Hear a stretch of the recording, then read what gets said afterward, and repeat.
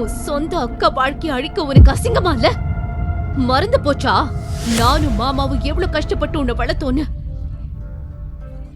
நீ வெளிநாடு போய் நல்லா படிக்கணும், உன் எதிர்காலம் நல்லா இருக்கணும்னு என் வாழ்க்கை முழுசும் தியாகம் பண்ணனே.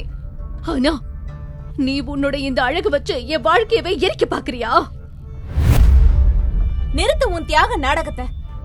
நீ பண்ணதெல்லாம் உன் கடமை. அதுக்காக இப்போ நீ தியாகி வேஷம் போடாத. நான் உன்னை இப்ப சின்ன பொண்ணு இல்ல. எனக்கு தலை வலிக்குது. உன்னோட இந்த ஓவர் ஆக்டிங்க முதல்ல நிறுத்து.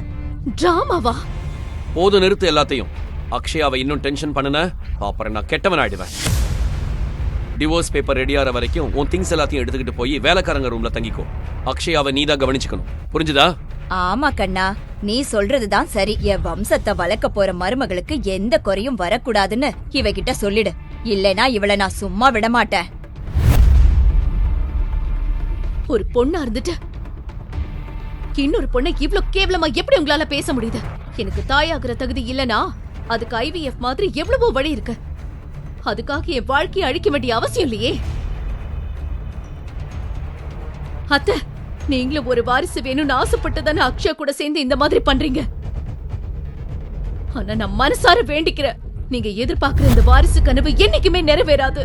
முழு வீடியோவை பாக்கெட் FM தமிழ் யூடியூப் சேனலில் கண்டு மகிழுங்கள்.